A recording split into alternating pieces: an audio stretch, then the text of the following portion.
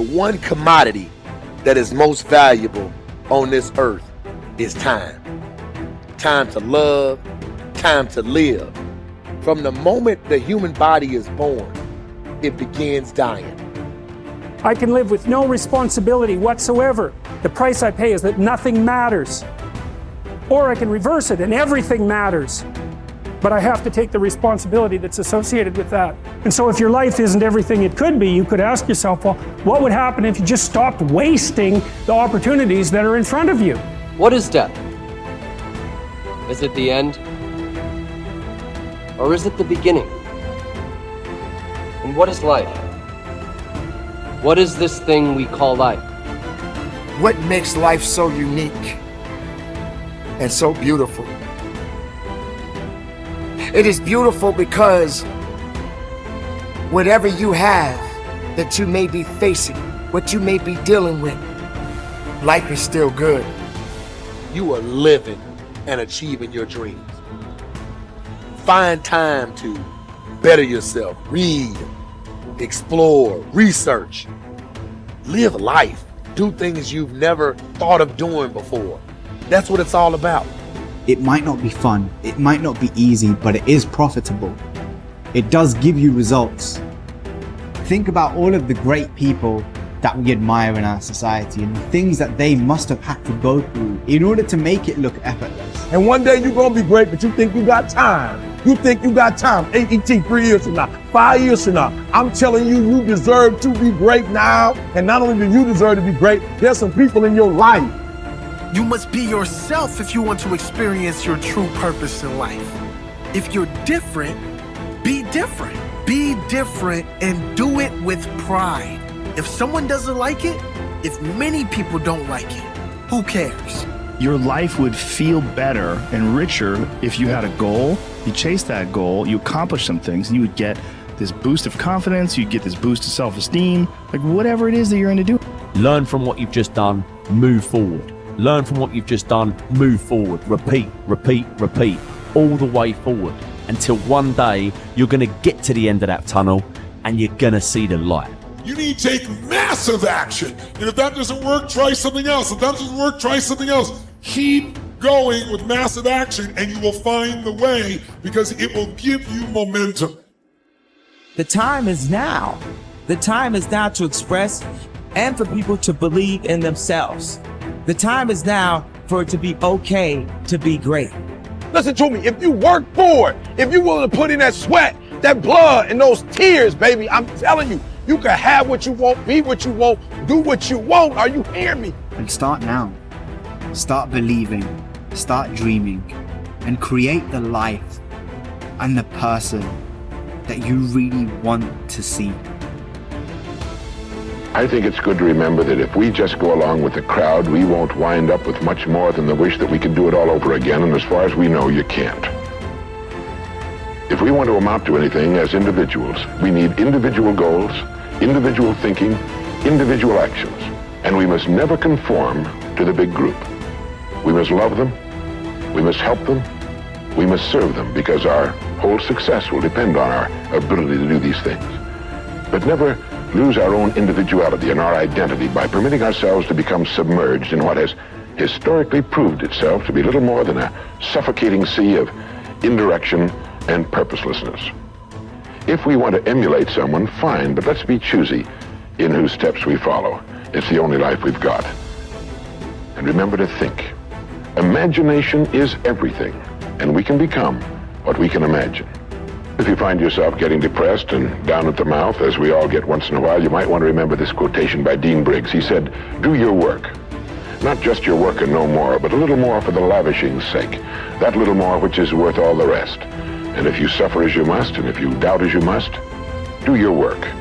Put your heart into it, and the sky will clear. And then out of your very doubt and suffering will be born the supreme joy of life."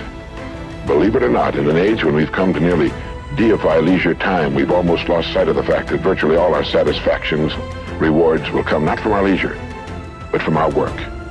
And don't forget the strangest secret. We become what we think about. But if you want to begin to move into your own personal greatness, If you want to begin to really enjoy a happy, successful, healthy life, you've got to be willing to go against the tide. You've got to be willing to harness your will and say, in spite of this, I'm in control here. I'm not going to let this get me down. I'm not going to let this destroy me. I'm coming back, and I'll be stronger and better because of it. You have got to make a declaration that this is what you stand for. You're standing up for your dreams. You're standing up for peace of mind. You're standing up for health. You want it, and you're going to go all out to have it. It's not going to be easy. When you want to change, it's not easy. If it were in fact easy, everybody would do it. But if you're serious, you'll go all out. So yes, I'm going to turn this situation around. I'm not going to sit back and moan and cry over what happened and what went wrong and who did what. I'm going to do something about this situation. The way to transform yourself is through your work. Now, I know this runs counter to our prevailing cultural prejudices. Work is too ugly, too boring, too vain. Self-transformation, we think, comes through a spiritual journey, therapy, a guru who tells us what to do, intense group experiences and social experiences, and drugs. But most of these are ways of running away from ourselves and relieving our chronic boredom. They're not connected to process, and so any changes that occur don't last. Instead, through our work, we can actually connect to who we are instead of running away. And by entering that slow, organic process, we can actually change ourselves from the inside out in a way that's very real and very lasting. This process involves a journey of self-discovery that can be seen as quite spiritual, if you like.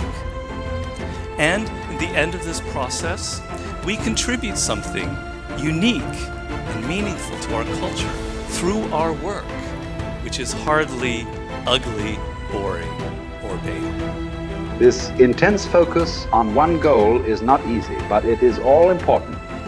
Orison Swett Marden wrote, "The giants of the race have been men and women of concentration who have struck sledgehammer blows in one place until they have accomplished their purpose.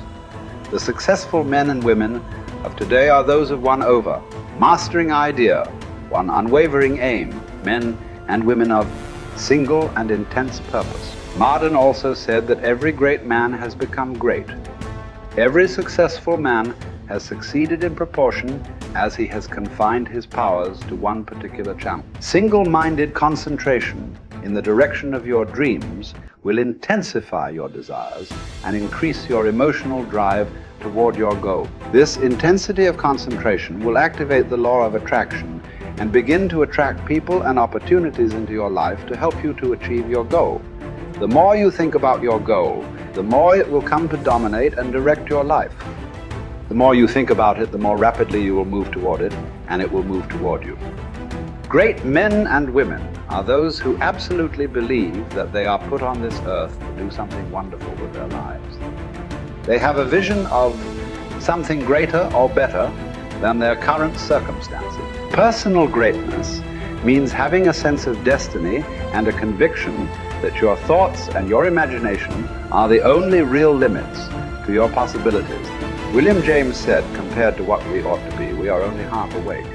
We are making use of only a small part of our physical and mental resources. Stating the thing broadly, the human individual thus lives far within his limits. He possesses powers of various sorts which he habitually fails to use. The founder of Success magazine, Orison Swett Marden, once said, "There are powers inside of you, which if you could discover and use, would make of you everything you ever dreamed or imagined you could become." In a 5-year study of leaders reported on in his book, Leaders, Warren Bennis discovered that each of them consciously avoided the comfort zone by continuously setting higher goals. They never allowed themselves to become complacent. They lived their lives fully extended, always striving to be and do more. To develop unshakable self-confidence, you need to see yourself and think of yourself as a leader, and to do what leaders do. You need to stretch yourself toward the outermost boundaries of your potential. You need to set goals that draw out of you the very best that is in you. You need to work toward objectives that cause you to feel a sense of mastery and peak performance.